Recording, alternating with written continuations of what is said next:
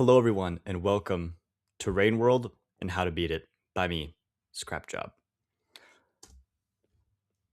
My goal for this video is that you will learn how to not be these three things: one, eaten; two, lost; and three, give up.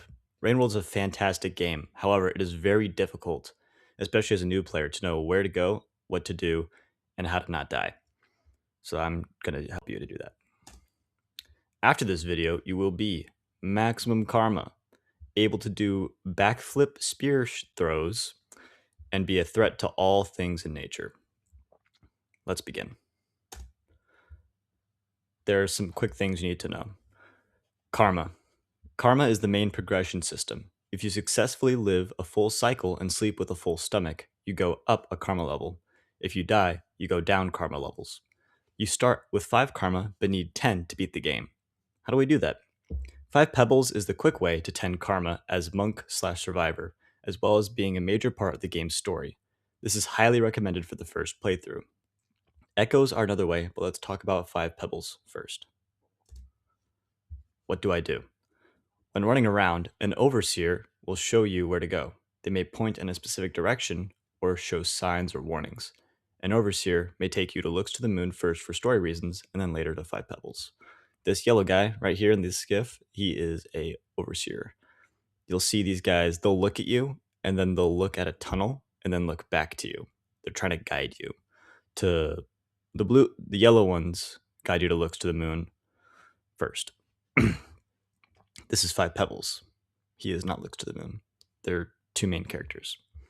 If you want a more blind playthrough, follow the overseer to the east, these yellow guys, to Looks to the Moon, and then you go back west to the starting area and up to the top right of the map. Overseers are not guaranteed to guide you, though. Sometimes they can be missing. They kind of have a different AI. But if you want a basic, simple overview of what to do, follow these guys and go up to the top right of the map later. All right, 5 Pebbles. How do I get there? So 5 Pebbles is up in this far right corner of the map. He is very important in every single campaign, and he is very important because he gives you to max karma immediately. So, how do I get there?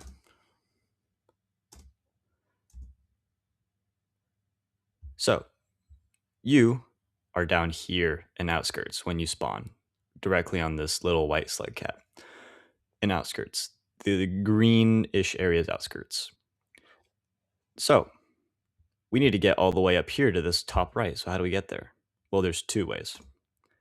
First way is straight to 5 Pebbles, which entails going through Outskirts, then to Industrial Complex, Chimney Canopy, the Wall, and then to 5 Pebbles.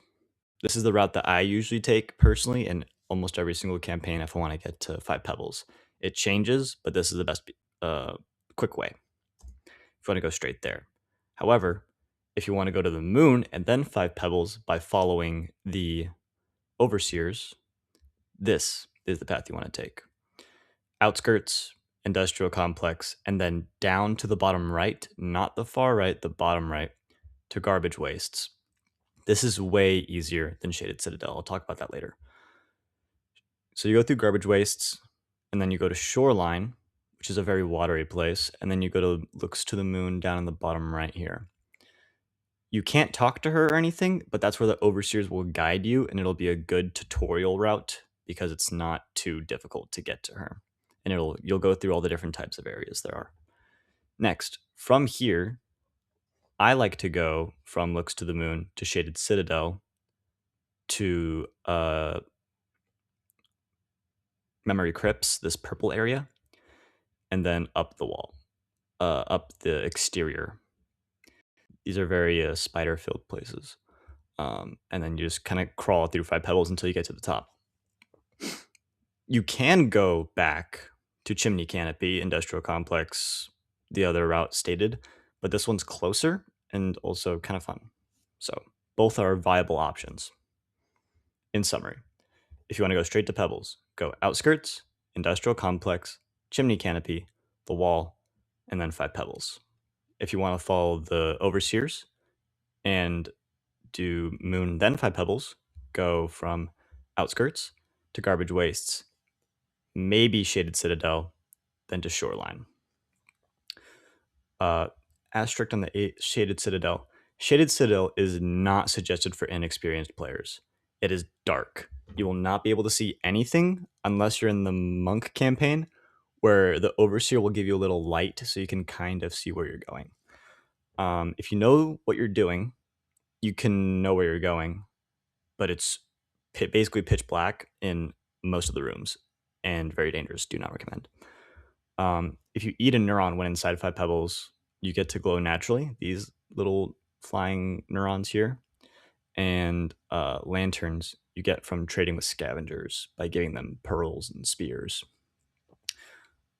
And then once you get to shoreline, if you go to looks to the moon, you can go back to shaded citadel, memory crypts, the exterior, five pebbles. The shaded citadel route from shoreline is not incredibly dark. You can kind of see, and there's also a really easy trading area to trade for lanterns with the scavengers, so you can get a light pretty easily if you need it. Not needed because it's very bright on the right side of shaded citadel, but yeah. Or you go back to industrial and use straight to pebbles route. So you go outskirts, industrial complex, chimney canopy, the wall. You go back to the starting area from, you backtrack. This is the alternate route and also kind of extra information. It's important to kind of know this stuff because of later campaigns, or if you need to get back to max karma. These are called echoes. Echoes are special entities placed around the world that raise your karma levels from 5 to 7 and then up by 1 after that until you reach 10. So if you start at 5 and you go to an echo, you go up to 7 on the second row. Then you go 8 and then 9 and then 10. 10 is X karma. That is what we need. There are 6 spread on the map, many on the way to 5 pebbles. You only need 4. You must be at high karma to get a blue flash upon entering their vicinity. And after that, you must sleep and then can encounter them to increase your karma. So you have to go near their area twice in order to even interact with them. You'll know if you are near one if the screen goes gray, ethereal music starts, and creatures are not present or asleep.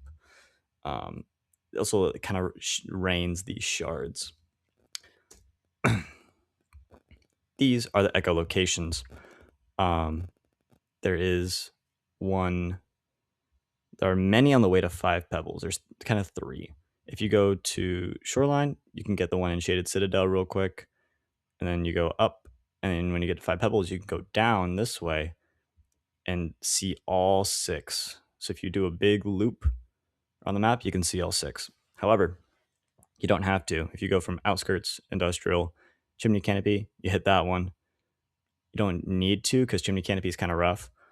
But you can definitely hit the one on the wall, and then you go to 5 pebbles, and you go back, and then you go down here, hit the second one in chimney canopy, hit the third one Skylands, fourth one in subterranean. Farm rays you don't need to. You can, but yeah, if you want to reach max karma without 5 pebbles, these are locations you need to go to. If you need more details, go to the wiki or use a specific map I'll show you at the end of the slideshow. All right, now to beat the game. These are the ways to beat the game. This golden area down here, that's where you need to go to beat the game. So how do we get there? One of the ways I usually take personally is farm arrays over here. Because I usually go from 5 pebbles, chimney canopy, sky islands, down to farm arrays, or I go down chimney canopy, industrial complex, outskirts, farm arrays. I just like going around this route. Farm arrays is fun for me. It's frustrating for more people. That's the route I take. Plus, you get echoes if you need them. One here and one from going down. That's the main reason why, is I get an extra echo. The alternate route is you go from here to 5 pebbles, and you go 5 pebbles, you go down, and you go to shoreline and talk to looks to the moon, and go down to the bottom left of shoreline instead of the middle left, and you go down into Subterranean on this right side where there's also a colored pearl. Um, I like taking this route. This route's pretty fun. And if you want to do a if you want to do more story and collect colored pebbles and bring them to the iterators, looks to the moon and 5 pebbles, the main story people, it's a good route. The last one, I've never done this one, drainage system. I usually am already trying to go for the echo over here, or I'm already done with everything. And story wise, I need to just go here. So drainage system, I never have used. I don't know what it's like. You can check it out if you want to. And you take all these 3 routes and you go down through the subterranean, down the middle left. And there's a couple places to sleep. It's very dangerous. This is a very dangerous area. Lots of spiders, lots of lizards. And then you go here and you have to be max karma. Speaking of, how to enter the final area. 1. You have achieved 10 karma, either by talking to echoes or talking to 5 pebbles. Both will give you 10 karma. 2. Actually have 10 karma by the time you reach the depths, which means you have to have not died very much, which is very difficult. 3. You go through the area, enter the liquid, and swim down. Boom! That's how you beat Rain World. Congratulations. However, do you need more help? I have a lot of extra tips and things to show you about how to stay alive, how to traverse these places, and how to get across every challenge. First up, movement. For greater in-depth information, visit the Rain World wiki. Incredibly useful if you just want to know more. Spoilers are hidden, so it's really useful. But there are 4 things. 4 movement techniques that will allow you to be the slug cat I know you can be. First, backflip. Second, the slide. Third, the roll. 4, throw boosting. And then last, combining all 4. Backflips. Backflips are performed by jumping immediately after turning around during a run. These have a lot of use, and there's specifically one important use that I want you to know. You can throw things upwards or downwards during a backflip. This allows more ways to reach tricky heights or hit enemies. You can also combine it with other movement shown later. So in this bottom right here, he does a backflip, and at the middle of the jump, he presses only down and throw. You can also hold only up and throw to throw a spear upwards. And you can crawl on the spear and jump up and do other things. This is kind of important if you go up the wall to 5 pebbles, because there's a jump where you need to do this. It's not optional. So I highly recommend learning this. This is incredibly important. It's gotten me so far. All right, next, the slide. This one's more execution heavy. It can be a little bit difficult to get it right every time, but you kind of enter a flow state when you do. Slide. Slides can be performed by pressing down and jump together while moving. A specific sound can be heard when performing a slide. So down here, you're running in a direction and you press down and jump at the exact same time. And you'll go, super fun. Slide pouncing is performed by jumping mid-slide. Jumping too early or late performs a small pounce. So you kind of want to be at like your maximum momentum, about to slow down before you press jump. And then you do a big leap. Super useful. All right, roll. Holding down and left or right when falling from a height causes you to roll, allowing greater movement and negating landing stun when falling high distances. This is super important because if you jump from a high place, you just roll and you keep moving instead of being stunned and getting eaten by a lizard. So here the slug cat falls and holds down and right, and he rolls to the right 2 to 3 times. These can also be performed after doing a backflip, just so you know. Rolling can be chained into a leap to travel large distances quickly by jumping mid-roll at specific times. So here he drops, rolls, and when he's facing the right, he presses jump and he does a big leap. Super helpful. You can chain these back to back. This is throw boosting. When jumping or pouncing, throwing a rock or spear will cause you to gain momentum in the direction you threw, allowing impossible jumps to become possible and difficult jumps to become a breeze. I use this many a time on the more difficult long jumps in the game. Helped me to get a lot through very difficult areas. They're very useful for when the jump is going to either result in immediate death or an open mouth lizard. Super useful. Now, let's take all these things we've learned and combine them. Sliding into a pounce can be chained into a roll and another pounce, perfect for a quick getaway or to travel long flat distances. I use this all the time when running in long places that I've already been, or if I need to get away from something, I do a backflip and a flip and then a roll and then a pounce, and you can chain all these together. These are all interconnected. Some jumps are impossible without a spear in the floor. Practice throwing things downwards so when a tunnel/pole is out of reach, you can throw a spear downwards to climb up to it. Highly recommended. If you learn nothing else, learn this: how to throw a spear in the ground and the wall. These will allow you to just traverse things so much easier and get where you need to go. Now, some general survival tips. First, run until you learn how to fight. Over here, this slug cat is slightly faster than that lizard. I don't know why it's lagging so hard, but you're lightly faster than most lizards. So you can always run away, and it's always a good option to do that. Dying is super punishing, so you want to avoid death as much as possible in this game. But obviously, the rain and the timer kind of prevent you from doing so. Second, always have a rock in one hand and a spear in the other, if possible. You always want to be able to defend yourself, because if you can't, then you're just kind of a sitting duck. You don't have a second chance or anything. So always stay armed.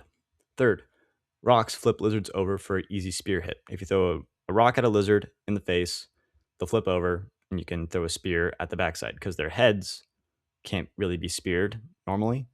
So you have to throw a rock at them. Fourth, use your stomach pocket for bag grass, lanterns, pearls, bombs, etc. by holding grab.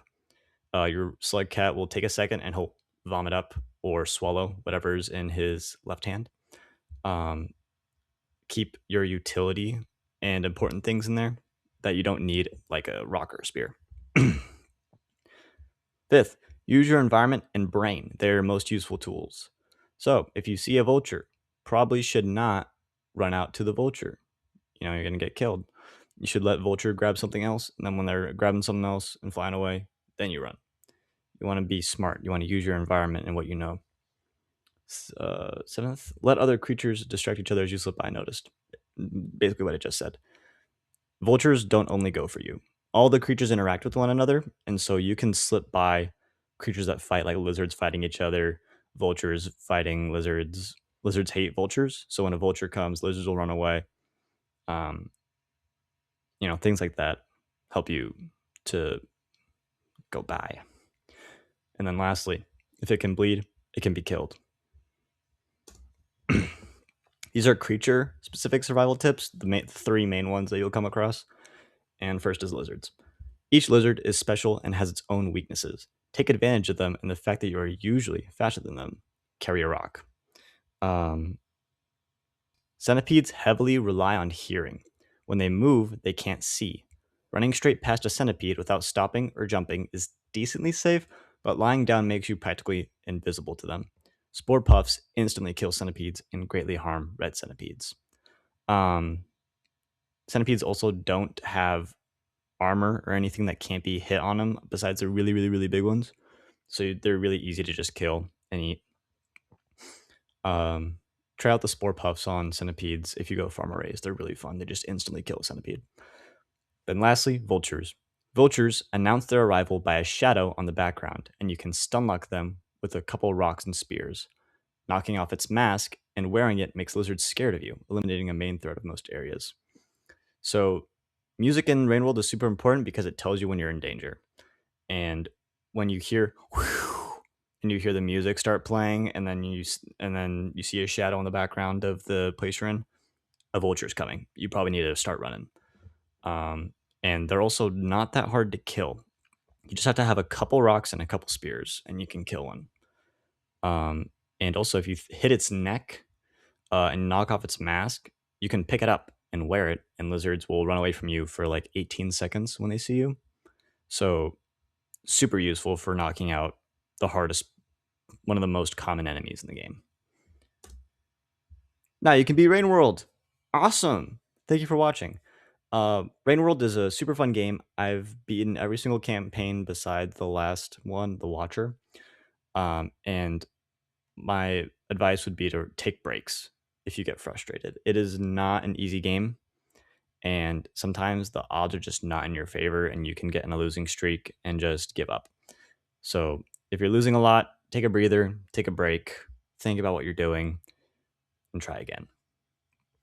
If you want a map, look up Rainworld map in your browser, and it'll say Rainworld map GitHub.io.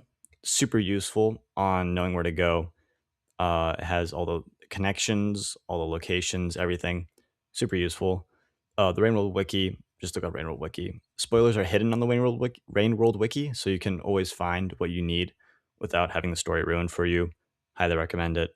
Helped me to get through a lot of things and figure out how things work. Yes, I wish you all good luck. Thank you for watching all the way through. Remember to like and subscribe. And I know that you are my favorite Slugcat. You Max Karma Slugcat. Have a good day. Bye.